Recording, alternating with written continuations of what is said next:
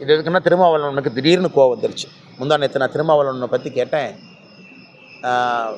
VCK கட்சியை நடத்துவது அண்ணன் திருமாவளவன் அவர்களா இல்லை அவருடைய துணை பொதுச் செயலரான்னு கேட்டேன். உடனே அண்ணனுக்கு திடீர்னு கோவம் வந்து, அண்ணா திருமாவளவன் ஒரு சீனியர் லீடருங்க, நான் அவங்க எல்லாருக்கும் தெரியும்.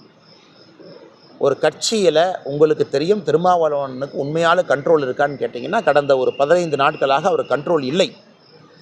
புத்தக வெளியீட்டு விழாவுக்கு நான் போக மாட்டேன். சரி, ஓகே, நீங்கள் போகல, உங்கள் இஷ்டம். ஏங்க நான் போகலை அப்படின்னா அது வந்து கூட்டணிக்குள்ளே பிரச்சனை வந்துடும்ப்பா, போகலை, உங்கள் இஷ்டம்.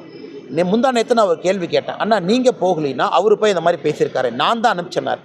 சரி, நீங்கள் தான் அனுப்பிச்சிங்கன்னா முதல்வருக்கு எதிராக கருத்து சொல்லியிருக்கின்றார்களே, உங்கள் கருத்தா? அப்போ கட்சி உங்கள் கட்டுப்பாட்டில் இருக்கா இல்லை அந்த இன்னொரு சகோதரர் கட்டுப்பாட்டில் இருக்கான்னு அதற்கு திருமாவளவன் இன்றைக்கி பேச ஆரம்பிச்சிருக்காங்க. அண்ணா, இன்றைக்கி இந்தியாவினுடைய மிகப்பெரிய கட்சி, உலகத்தினுடைய மிகப்பெரிய கட்சி பாரதிய ஜனதா கட்சி.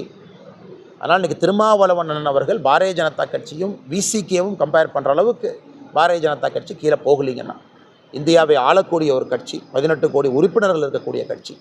அதனால் திருமாவளவன் அவர்களுக்கு நான் நியாயமாக வைத்த கேள்வி, உங்கள் கட்சியை சார்ந்த ஒரு மூத்த தலைவர் முதல்வரை கிரிட்டிசைஸ் பண்ணுறாங்க, நீங்கள் கூட்டணியில் இருக்கிறீங்க, கட்சி உங்கள் கண்ட்ரோல் இருக்கான்னு. இது தமிழக மக்கள் எல்லோருக்கும் தெரியும்.